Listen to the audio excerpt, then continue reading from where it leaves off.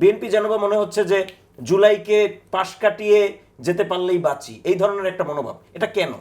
আমাদের সৈকত আরিফ ভাইয়ের পোস্টে তো অসংখ্য মানুষ হাহারি এক দিয়ে যায়, বিপক্ষে কমেন্ট করে, কেউ কি বহিষ্কার হয়েছে? এবং তারা তো সেখানে নাহিদকে নেতা মেনেই গিয়েছেন, ফলে সেখানে তাদেরকে উপদেষ্টা বানাইতেও আমাদের কারো আটকাতো বলে আমি মনে করি না। সার্জিস আলমের ফেসবুক পোস্টে মন্তব্য করা কর্মচারীর বিরুদ্ধে বিভাগীয় মামলা হলো, বহিষ্কার এইসব এবং বহিষ্কার করা হয়েছে সাময়িকভাবে। আমরা তো দেখেছি এই ঘটনাগুলো ঘটেছে গত 15 বছর শেখ হাসিনার ফ্যাসিজমের সময়।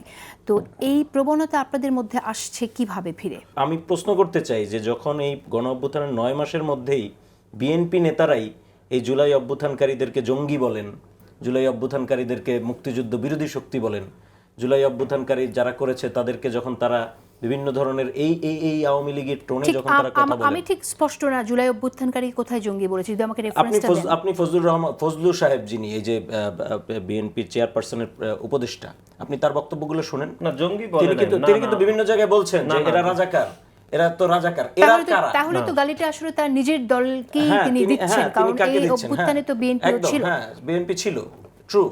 তো এই যে কথাগুলি উনি বলছেন, সেই কথাগুলির প্রতিবাদ কিন্তু আমরা পাচ্ছি না। তো বিএনপির যে হিস্সা, সেটা ক্লেইম করার বদলে বিএনপি যেন বা মনে হচ্ছে যে জুলাইকে পাশ কাটিয়ে যেতে পারলেই বাঁচি, এই ধরনের একটা মনোভাব, এটা কেন? এটা হলো আমার একটা কোশ্চেন, প্রথম কোশ্চেন। সেকেন্ড হলো যে এই যে কমেন্টের জেরে যে বহিষ্কারের ব্যাপারটা, আমি যতদূর জানি, আমি জানি না আমি ঠিক জানি কিনা, আমি যতদূর জানি যে এই মামলাটা গভর্নমেন্টের পক্ষ থেকেই করা হয়েছে এবং বহিষ্কারটাও গভর্নমেন্টই তাদের রুলস রেগুলেশনের জায়গা থেকে তারা এটা করেছে। তাহলে এটা গভর্নমেন্টের, সম্পূর্ণ গভর্নমেন্টের বিষয়। এটা ধরেন সার্জিস আলমের পোস্টে কমেন্ট করার ফলে জিনিসটা হয়েছে, বা নাগরিক কমিটি থেকে আমরা কিন্তু জানি এই ঘটনাগুলো কিভাবে ঘটে, এই আতঙ্ক কেন হবে? যদি এই ব্যবস্থা কেউ নেয় তাদের ভিতরে এই আতঙ্ক কেন হবে? আমরা একটু বলি, এক মিনিট, আমি একটু শেষ করি। আমরা কিন্তু 30 সেকেন্ড বলি। আমার পোস্টের নিচে তো প্রতিদিন 1000 লোক গালিগালাজ করছে, কেউ কি বহিষ্কার হয়েছে? আমাদের সৈকত আরিফ ভাইয়ের পোস্টে তো অসংখ্য মানুষ হাহারি এক দিয়ে যায়, বিপক্ষে কমেন্ট করে, কেউ কি বহিষ্কার হয়েছে? জনাব সার্জিসের পোস্টের নিচে একজন শুধু একটি কমেন্ট করার কারণে তাকে চাকরিচ্যুত করা হয়েছে, বহিষ্কার করা হয়েছে। এবং আরো যে এইটি এক লোক শুধু ফেসবুকে লিখেছে এবং সেখানে 5 জন লোক স্যাড রিঅ্যাক্ট দিয়েছে, সে 5 জনকে শোকজ করা হয়েছে।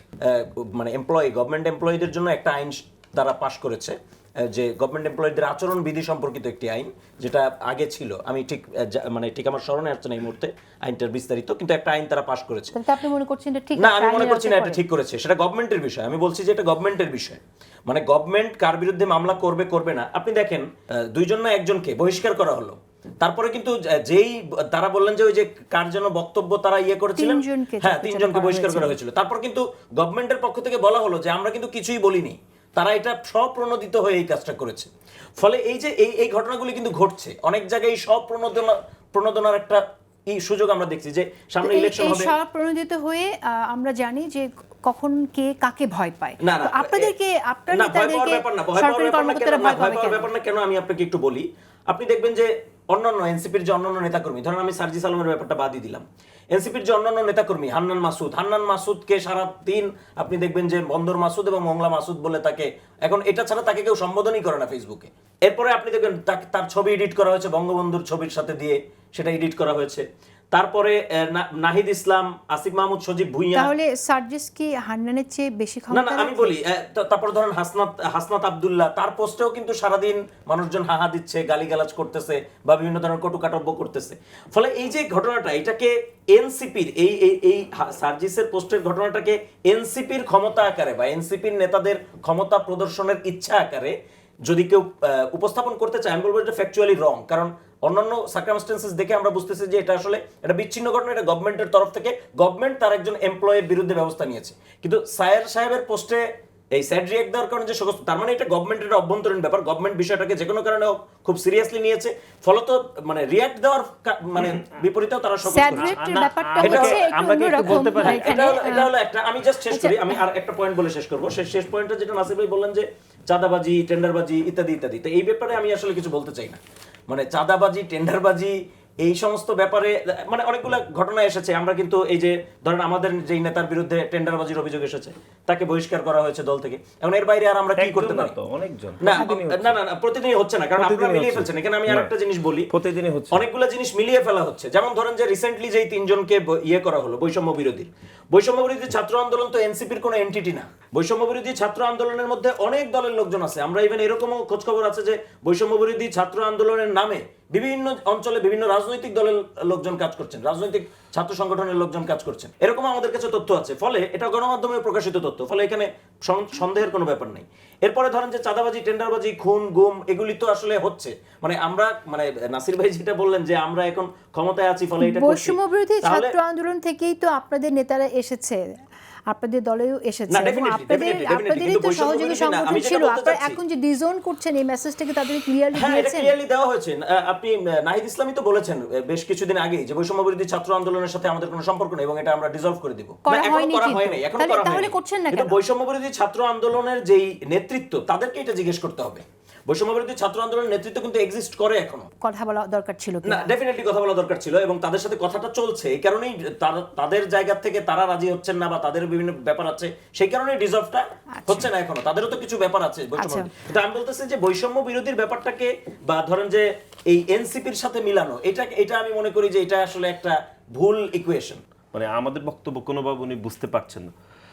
এটি একটি বিষয়। প্রথমত হচ্ছে 5ই আগস্টের পরবর্তী সময় আপনি দেখেছেন বাংলাদেশে প্রতিটি জেলায় প্রায় থানায়, এখানে শওকত আরিফ ভাই আছেন আমার সাথে একমত হবেন, বৈষম্য বিরোধী ছাত্র আন্দোলনে সেখানে কমিটি গঠন করা হয়েছে এবং প্রতিটি কমিটি ঢাকা থেকে অ্যাপ্রুভ করা হয়েছে এবং সেই কমিটিতে বাংলাদেশ জাতীয়তাবাদী ছাত্র দলের কোনো নেতাকর্মী 5 তারিখের পরে নেই, বাংলাদেশ ছাত্র ফেডারেশনের কোনো নেতাকর্মী 5 তারিখের পরবর্তী সময় নেই। সেই কমিটি জনাব তুহিন রায় সেই কমিটি অনুমোদন করেছেন। এখন সেই কমিটিরই 2 জন সদস্য যখন বনানীতে আমাদের ছাত্রদলের নেতাকে ছুরিকাঘাত করে হত্যা করেছে, তখন আমরা দেখেছি তারা কোনোভাবে দায় স্বীকার করছেন না এবং কোনো দায়িত্ব তারা নিচ্ছেন না। সেই বৈষম্য বিরোধী ছাত্র আন্দোলনের থেকে নতুন রাজনৈতিক দল গঠিত হয়েছে। সেই রাজনৈতিক দলকে এই অন্তর্বর্তীকালীন সরকার এতটাই ভয় পায় যে সেই রাজনৈতিক দলের একজন নেতার পোস্টে কমেন্ট করার কারণে যে সরকার ভয় পেয়ে যে একজনকে বহিষ্কার করে দিয়েছে, মামলা করেছে,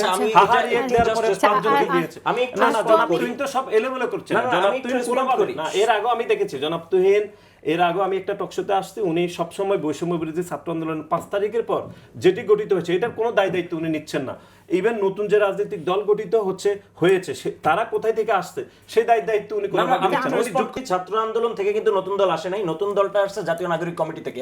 বৈষম্য বিরোধী ছাত্র আন্দোলন এইটা আন্দোলনের প্ল্যাটফর্ম হিসেবেই ছিল, এখান থেকে নতুন দলটা আসে নাই। 5 তারিখের পরে যে নতুন বৈষম্য বিরোধী নতুন যে গঠিত হয়েছে সেটা তিনি আহ্বায়ক ছিলেন না? দুইটা আমি বলি জাতীয় নাগরিক কমিটি নাসির ভাই বলছেন। ফলে আমি বলবো যে নাসির ভাইকে যে আপনারা তাহলে প্রকাশ করেন, একটা জরিপ প্রকাশ করেন যে গত 9 মাসে গণমাধ্যমে প্রকাশিত চাঁদাবাজি এবং খুনের জরিপ কয়টা এনসিপি এবং বৈষম্য, কয়টা বিএনপি এবং ছাত্রদল এবং অন্যান্য সংগঠন। আপনি কি মনে করেন তুহিন খান, আমি কনফিডেন্টলি মনে করি যে এখানে বিএনপি জিতবে এই জরিপে?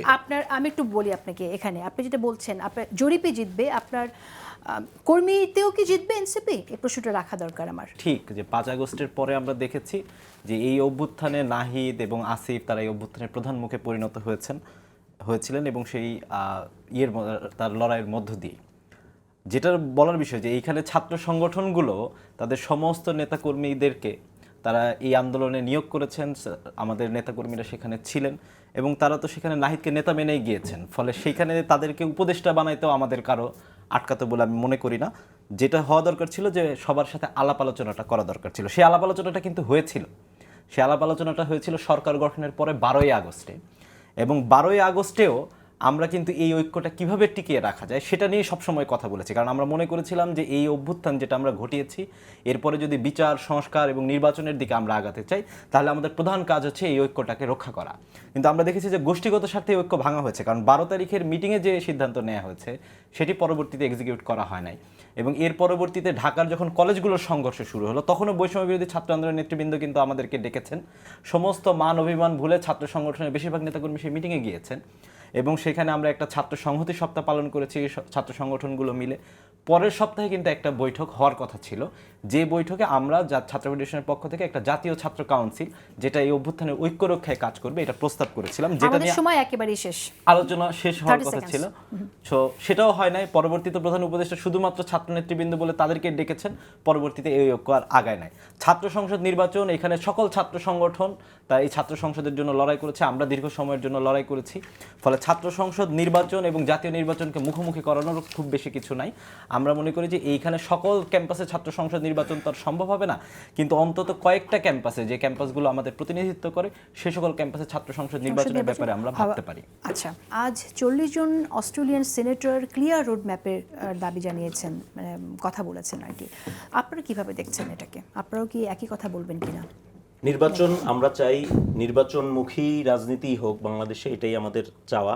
তো ক্লিয়ার রোডম্যাপের দাবি ওনারা জানিয়েছেন সিনেটররা, এটা আমরাও ক্লিয়ার রোডম্যাপের কথা বলছি গভর্নমেন্টকে। আমরা গভর্নমেন্টকে বলছি যে আপনি প্রায়োরিটি সেট করেন, আপনি আসলে কি কাজ করতে চান সেটা আপনারা বলেন। আমরা স্থানীয় নির্বাচনের কথাও বলছি, আমরা আসলে নির্বাচনমুখী রাজনীতিটাই করতে চাচ্ছি। আমরা গণপরিষদ ইলেকশনের কথা বলছি, আমরা ইলেকশনের কথা বলছি আমাদের জায়গা থেকে, যেহেতু আমরা মনে করি যে গণপরিষদ ইলেকশনটা অনেক জরুরি। ফলে আমরা গণপরিষদ ইলেকশনের আপনাদের প্রস্তুতি কি রকম? আপনাদের নিবন্ধনের জন্য কবে নাগাদ আপনারা apply হ্যাঁ, করবেন? নিবন্ধনের জন্য কিরকম আমরা প্রস্তুতি? ইসির কাছে যেই আবেদনটা করেছিলাম 2 মাস সময় বাড়ানোর, তারা সেটা বৃদ্ধি করেছেন। এনসিপি কি ইলেকশনে যাচ্ছে? এনসিপি ইলেকশনে যাচ্ছে কিনা Sure. সেটা মানে ইলেকশন যেহেতু এখনো তফসিল দেয় নাই, ইলেকশন কি হবে, কিভাবে হবে, কি ইলেকশন হবে, এটা গণপরিষদ ইলেকশন হবে না জাতীয় ইলেকশন হবে, স্থানীয় ইলেকশন হবে কিনা, আমরা যেহেতু স্থানীয় নির্বাচন এবং গণপরিষদের কথা বলছি, প্রস্তুতির জায়গা থেকে ফলে কত প্রস্তুতির percent জায়গা আপনারা থেকে আমরা আসলে প্রস্তুতির জায়গা থেকে আপাতত আমাদের মূল লক্ষ্যটা হলো নিবন্ধন। ফলে আমরা যেহেতু এখনো নিবন্ধিত দল না, ফলে নিবন্ধনটাই আমাদের এখন মূল লক্ষ্য। আমরা নিবন্ধনের লক্ষ্যেই আগাচ্ছি এবং পাশাপাশি আমরা গণপরিষদ এবং স্থানীয় নির্বাচনকে সামনে রেখে আগাচ্ছি। আপনাদের দলীয় যে কনস্টিটিউশন, যেটা আপনার ঘোষণাপত্র, সেটা আমরা কবে পাবো? দলীয় আমাদের যে কনস্টিটিউশন, সেটার খসড়া ইতিমধ্যেই হয়ে গেছে। সেটা নিয়ে এখন যে মানে আগে এটা নিয়ে যারা নির্বাহী পরিষদের নির্বাহী সবাই আলোচনা হয়েছে, এখন জেনারেল সবাই সেটা নিয়ে আলোচনা হচ্ছে।